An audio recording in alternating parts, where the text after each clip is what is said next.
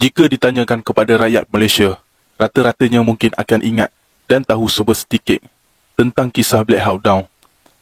Kerana ia boleh dikatakan satu peristiwa besar yang pernah tercatat di dalam sejarah pertahanan dunia, dan apatah lagi, ia telah difilmkan. Walaupun ramai rakyat Malaysia mungkin tidak sedar bahawa yang terlibat di dalam insiden tersebut dan bertindak sebagai hero sebenarnya adalah pasukan Malaysia. Somalia mencatatkan pembabitan Malaysia sebagai pasukan pemerhati di dalam misi UNOSOM, dan ada perwira kita yang gugur di sana ketika mereka bertugas buat negara. Selain insiden Black Hawk Down tersebut, ramai yang tidak tahu atau mungkin terlupa tentang satu insiden lain yang turut mengorbankan dua lagi anggota pasukan keselamatan kita.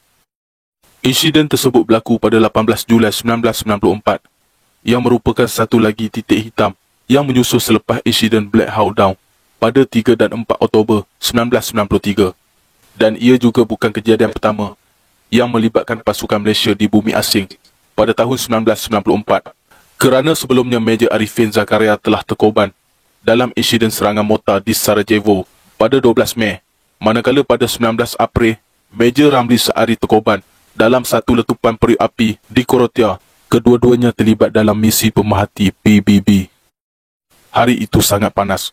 Musim hujan sudah pun berlalu, meninggalkan rumpunan rumput berselerakkan dengan sampah sarak di sepanjang jalan sempit Mogadishu. Ianya sama sahaja seperti hari-hari lain. Kumpulan terdiri daripada 8 anggota markas UNOSOM 2, daripada seksyen pengirim markas UNOSOM 2, yang mengiringi 5 anggota perisikan UNOSOM, diketuai seorang pegawai dari Itali, Colonel Fulvio Vezzalini. Daripada 13 orang di dalam kumpulan itu, selain daripada Colonel dari Itali itu, terdapat seorang lagi dari New Zealand. Selebihnya adalah dari Malaysia. Arahan jelas adalah semua pergerakan melibatkan pasukan Malaysia harus diketuai oleh pegawai dari Malaysia. Entah kenapa hari itu tiada pegawai dari Malaysia di dalam pasukan tersebut. Antara yang berada di dalam kumpulan tersebut adalah Staf Sarjan Azman Muhammad Tahir daripada pasukan Grup Gerak Khas GGK yang berasal dari Teluk Intan Perak, dan Kopergani Anak Binjua daripada pasukan 6 Regimen Ranger Diraja RRD yang berasal dari Kampung Koran Mawang, Sarawak. Ketika itu, kekuatan markas UNOSOM 2 yang berjumlah 82 orang turut menempatkan 2 kompani daripada pasukan 6 RRD dan 1 truk daripada pasukan GGK bersama-sama pasukan 7 RRD Mechanized. Kopral Gani dan isterinya, Dora Anak Buki, telah dikurniakan 3 orang cahaya mata. Rayson, 6 tahun pada ketika itu, Rami, 3 tahun, dan yang paling kecil, Antonia Hagi, yang dilahirkan kira-kira seminggu sebelum hari itu. Manakala Staf Sarjan Azman meninggalkan isterinya, Kamisah Hamdan, di Kem Berincang Cameron Highland, Pahang, bersama ke-6 orang anaknya, iaitu Puteri Nur Syuhada, 7 tahun pada ketika itu, Puteri Nur Sarah, 6 tahun, Muhammad Saiful, 4 tahun, Puteri Nur Aifana, 3 tahun, dan Muhammad Halidan yang baru berusia 4 bulan, yang dilahirkan setelah Staf Sarjan Azman bertolak ke Somalia dan belum sekali pernah dilihatnya di depan mata. Sepanjang penugasannya di Somalia, setiap rondaan telah dihadkan kepada Pasar Bakara sahaja, lokasi kejadian Black Hawk Down dahulu. Arahan itu bagaimanapun, ia tidak mengganggu aktiviti pengumpulan risikan. Selepas lokasi tersebut, anggota PBB tidak dibenarkan menjalankan rondaan kerana terdapat banyak militer bersenjata membabitkan kumpulan daripada suku Hawadil dan Habagidir. Keduanya merupakan suku yang bertelagah, seringkali terlibat dalam pergaduhan, lebih-lebih lagi suku Habagidir yang cemburu kerana bangunan yang disewa PBB dari Malaysia adalah milik suku Hawadil yang menerima sewaan daripada PBB. Konvoi itu bergerak perlahan, lalu menarik perhatian militer di situ. Kumpulan pertama militer yang nampak konvoi itu segera menyalurkan maklumat kepada rakan-rakan mereka yang lain. Pada lebih kurang jam 09.00, mereka yang berada di lokasi K4 telah terperasan satu konvoi kenderaan tidak berperisai PBB melalui lokasi tersebut. Pengesahan daripada sentri mengatakan yang ianya terdiri daripada Bravo Company 6 Ranger. Mereka dapat melihat dengan jelas Ranger Martin melambai ke arah mereka ketika lalu di situ. Terdapat 3 kenderaan ringan di dalam konvoi tersebut. Pemeriksaan dengan Lieutenant Sulaiman, salah seorang pegawai daripada Bravo Company daripada UNOSOM, mendapati Colonel tersebut juga merupakan komander U1 satu unit pengumpulan risikan. Beliau telah memohon bantuan eskort untuk menjalankan misi risikan. Strong Point 4 terletak di sebuah bulatan yang menghubungkan 4 jalan, iaitu Afgoye, Lening, Medina dan Gesira. Terdapat 2 bangunan di K4, satu menghadap ke utara dan satu lagi menghadap ke selatan. Sebelum pasukan Malaysia menghuni bangunan tersebut, pasukan Bangladesh merupakan penyewanya. Pasukan Malaysia mengambil alih daripada pasukan Bangladesh pada 17 April 1994. Kawasan itu dilindungi oleh 2 kompani rifle daripada pasukan 6 RRD dan kompani itu kemudiannya dikenali sebagai kompani D. Ia mempunyai 2 pasukan 106 mm meriam recoilless bersama-sama 2 APZ Rapunzel Kondo dilengkapi meriam Olinken 20 mm sebagai sokongan. Kawasan sekitar K4 adalah salah satu tempat paling tegang di seluruh Mogadishu. Dulu pernah berlaku pertempuran senjata api yang sangat ganas sekitar K4 sejak 14 April 1994 diakibatkan oleh pertambahan jumlah teknikal senjata dimuatkan dengan rifle 50 kaliber di kawasan itu. Pasukan Bangladesh tidak mempunyai kemampuan untuk menjaga K4.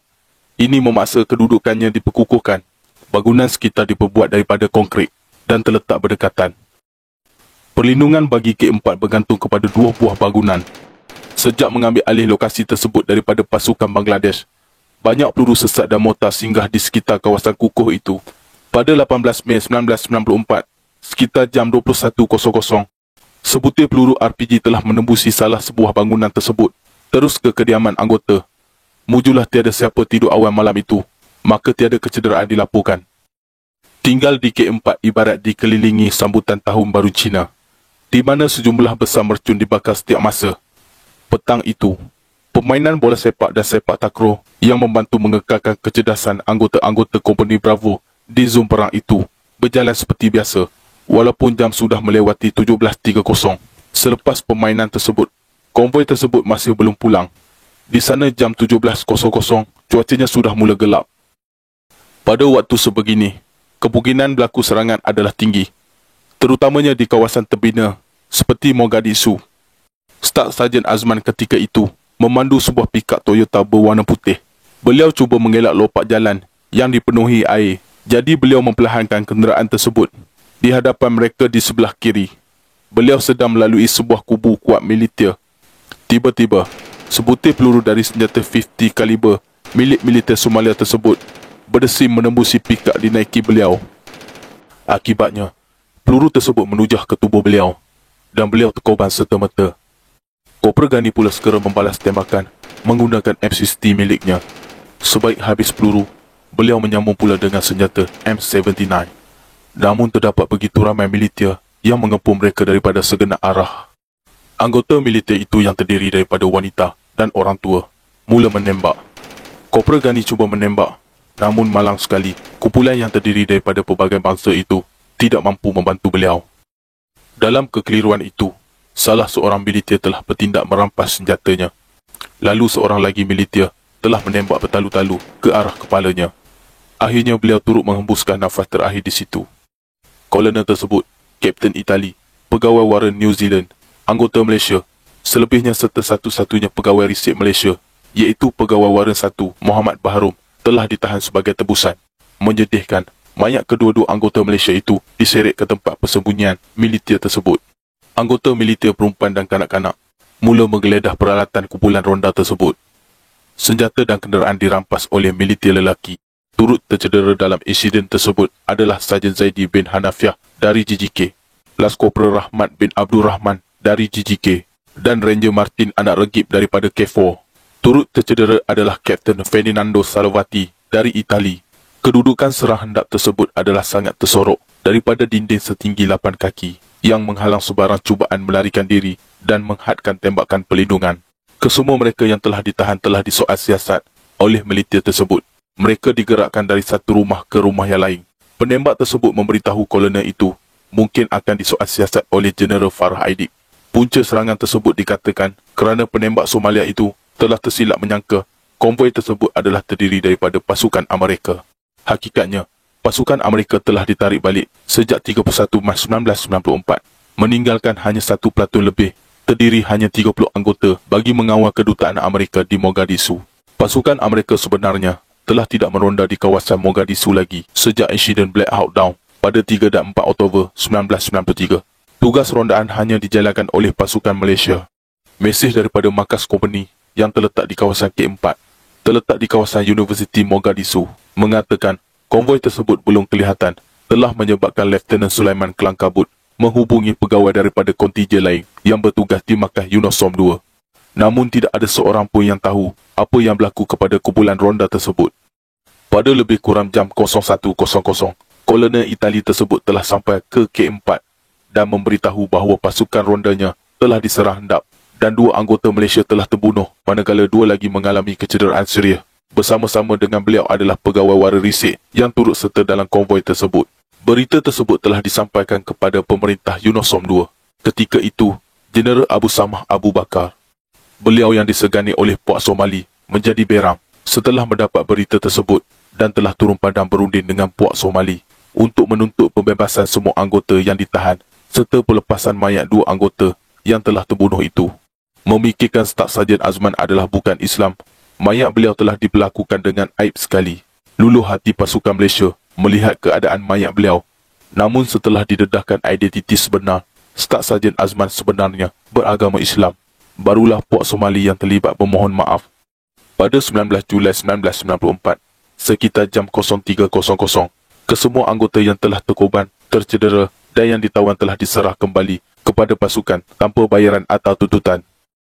Mereka yang terlibat adalah Kolonel Fulvio Vezzalini dari Itali, Kapten Ferdinando Salvati, Itali, Kapten Emilio Sam, Itali, Pegawai Warren Hurricane, New Zealand, Pegawai Warren 1 Muhammad Bahrum, Korisik, Staf Sarjan Azman Muhammad Tahir, GGK, Sarjan Zaidi Hanafiah, GGK, Laskopral Gani Anak Binjur, RRD, Laskopral Bakar Selamat, RRD, Laskopral Ahmad Abdul Rahman, GGK, Ranger Adnan Abu Bakar, RRD, Ranger Gary Anak Tunggan, RRD, Ranger Martin Anak Regip, RRD.